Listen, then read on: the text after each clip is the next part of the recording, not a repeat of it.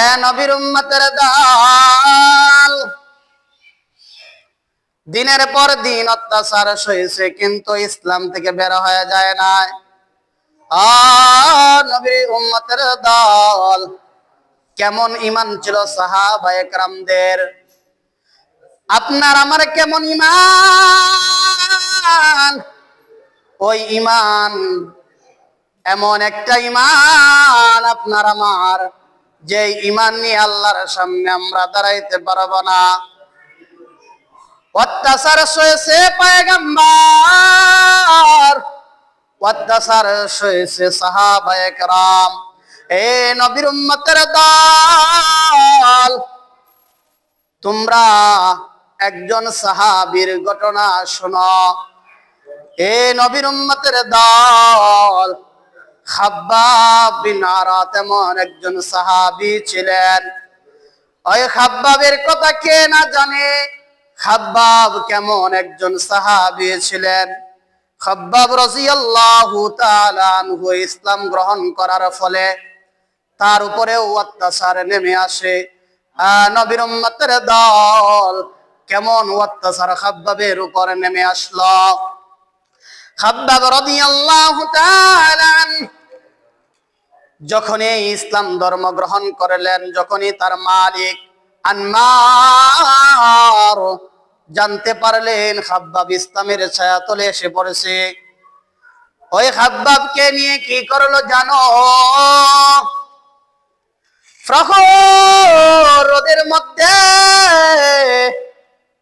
লোহার বর্ম তার গায়ে পড়াইয়া ওই খোলা ময়দানের মধ্যে আকাশের নিচে ওই জমিনের উপরে মরুভূমির প্রান্তরে খাব্বাব রাদিয়াল্লাহু তাআলা আনহুকে শোয়া দিলেন।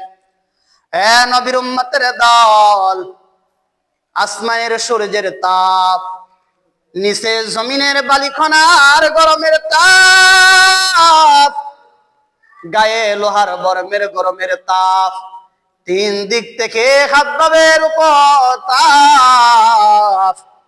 এইভাবে খাব্বাবকে শুয়ে রাখলেন। পানির তৃষ্ণায় তৃষ্ণার্ত খাব্বাব, কিন্তু তাকে তৃষ্ণার্ত মিটানোর জন্য পানি দেয় নাই। খাব্বাবকে গিয়ে বলে, হে খাব্বাব, কি খবর? তাদের কথা একটা, হে খাব্বাব, মুহাম্মাদের ধর্মটা ত্যাগ করে দাও, আমাদের দেব দেবীকে মেনে নাও।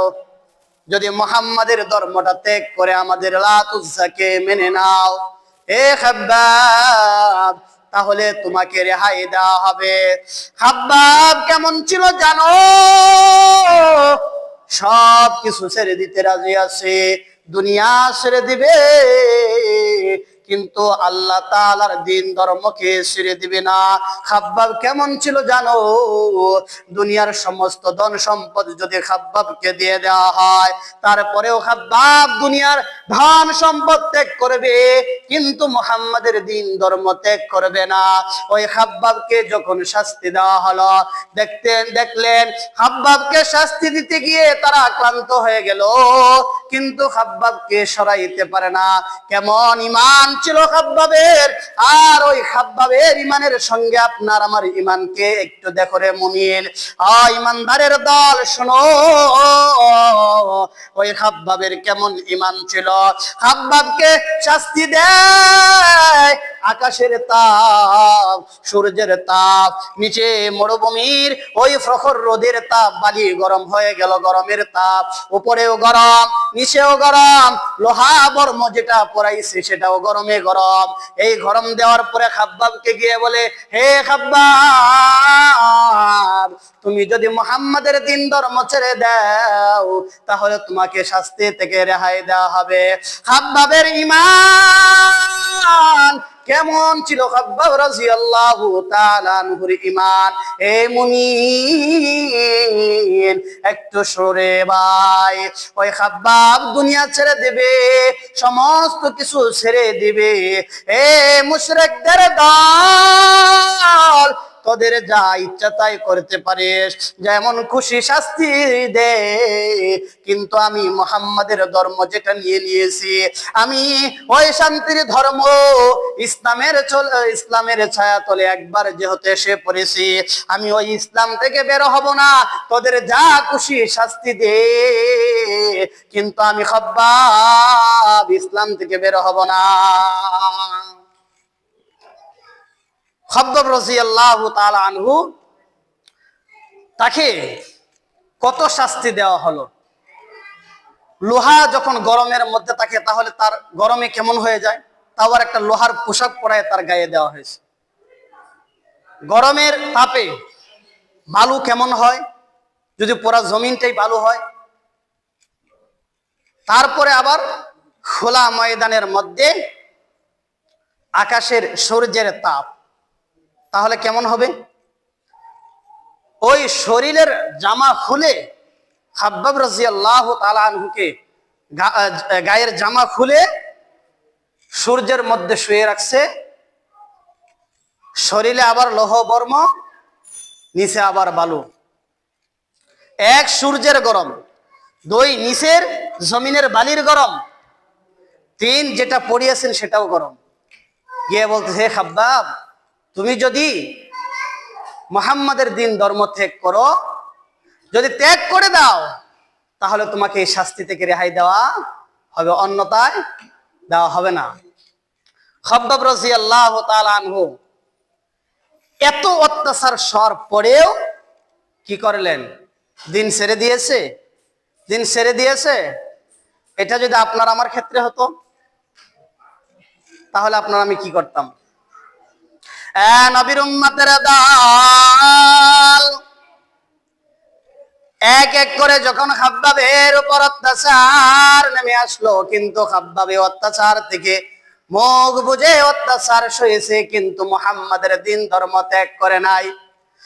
এ নবীর উম্মতের দল, বালির মধ্যে শোয়ে রেখে খাব্বাবের শাস্তি শেষ হয় নাই।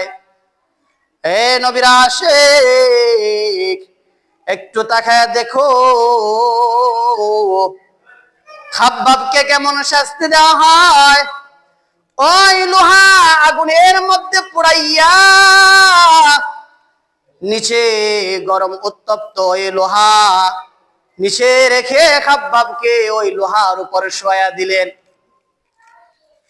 ওই লোহা গরম করিয়া, লোহা যখন আগুন ধরানো হয় লোহা লাল হয়ে যায়। ওই খাব্বাবের শাস্তি কেমন? ওই আগুনের মধ্যে খাব্বাবকে যখন শোয়ে দেওয়া হলো, খাব্বাবের শরীর থেকে গোস্তের টুকরা এইভাবে গলতে পড়ে গেল, যেন পড়তে পড়তে উত্তপ্ত যেন জালিখনা, ওই আগুন যেন নিভে যাচ্ছে, এমন ভাবে শাস্তি দেওয়া হতো। খাব্বাবের গায়ে গোস্ত নাই, খাব্বাবের গায়ে থেকে গোস্ত টপ টপ করে পড়তে শুরু হয়ে গেল। যখন এক পর্যায়ে আমিরুল মুমিনিন হযরতে উমারের সময় উমার বললেন, হে খাব্বাব, তোমার নির্যাতনের কথা একটু আমাকে বলো রে। হে খাব্বাব, তোমাকে যে নির্যাতন দেওয়া হয়েছিল, কেমন নির্যাতন তুমি সয়েছিলে? খাব্বাব ডাক দিয়ে বলে, আমিরুল মুমিনিন, আমি যখন ইসলামের ছায়াতলে এসেছিলাম, ওই খাব্বাব মুখ দিয়ে কিছু বলে নাই, শুধুমাত্র তার গায়ে থেকে চাদরটা হালকা আলগিয়ে দিলেন। হযরতে উমার যখন জিজ্ঞাসা করলেন, রে খাব্বাব, তুমি যখন ইসলামের ছায়াতলে আসছিলে, রে খাব্বাব, কেমন তোমাকে নির্যাতন করা হয়েছে, কেমন শাস্তি দেওয়া হয়েছে? খাব্বাব ডাক দিয়া বলে, আমিরুল মুমিনিন, শুধুমাত্র খাব্বাবের গায়ে থেকে চাদরটা একটু সরিয়ে দিয়ে দেখলেন আমিরুল মুমিনিন হযরতে উমর রাদিয়াল্লাহু তাআলা আনহু ডাক দিয়া বলেন, হে খাব্বাব, তোমার মতো অত্যাচারিত হইতে আমি এমন আর দেখি নাই রে খাব্বাব। নবীর উম্মতের দল, খাব্বাবের উপর কেমন অত্যাচার ছিল। বলতেছে আমাকে এমন ভাবে শাস্তি দেওয়া হলো যেন আমার গায়ে থেকে টপ টপ করে গোস্ত গলি গলতে গলতে পড়ে গেল। আর এমন ভাবে পড়া শুরু হয়ে গেল মুমিন, যেন ওই শরীরের গোস্ত পড়ার কারণে আগুন গুলো নিভে যাচ্ছে। হ্যাঁ নবীর উম্মতের দল, কত অত্যাচার সয়েছে বিন্দু পরিমাণ। সাদার অল্প সময়ের জন্য আল্লাহর জিকিরে হতে গাফেল হয় নাই। খাব্বাবের কথা হলো আমি ঈমান আনলাম, যে ঈমান নিয়ে আসলাম আমি ওই ঈমান থেকে বের হতে চাই না। ওই ঈমান হলো শান্তির ধর্ম, মুহাম্মদ যা নিয়ে আসছে আল্লাহর পক্ষ থেকে। হ্যাঁ নবীর উম্মতের দল, ফিরি ফিরি তো আমরা ঈমান পেয়ে গেছি, ইসলাম আমাদের কাছে চলে আসছে, যার জন্য ইসলামের মর্যাদা আমরা বুঝতে পারি না। আজকে সাহাবায়ে কেরামদের রক্তের বিনিময়, পয়গম্বরের রক্তের বিনিময় ইসলাম আসছে। এই জন্য আপনার আমার কাছে, যেহেতু আপনার আমার শ্রমগ্রাম দিতে হয় না, রক্ত জড়াতে হয় না, এই জন্য ইসলামের কোনো মূল্য নাই। আর এই ইসলাম আমাদের কাছে এমনিতেই আসে নাই, পয়গম্বরের রক্তের বিনিময়, সাহাবায়ে কেরামদের রক্তের বিনিময়, অত্যাচারের বিনিময় আপনার আমার কাছে ইসলাম আসছে। এই জন্য তো আপনার আমি মন চাই জিন্দেগি চালাই। এই জন্য আল্লাহ বলেন আফা হাসিবাতুম আন্নামা খালাকনাকুম আবাসা। আল্লাহ বলে এ গোলাম, তুমি কি মনে করছো আমি তোমাকে এমনি বানাইছি, বেহুদা বানাইছি? আল্লাহ বলেন রে গোলাম, তুমি কি মনে করেছো আমি তোমাকে এমনি বানাইছি, বেহুদা বানাইছি, কোনো কাজ কাম নাই তোমারে দিয়া? আল্লাহ বলেন না রে গোলাম না, আমি আল্লাহ তোমাকে এমনি বানাই নাই, আমি আল্লাহ বানাইছি তুমি আমি আল্লাহর ইবাদত করবা, এই জন্যই বানাইলাম।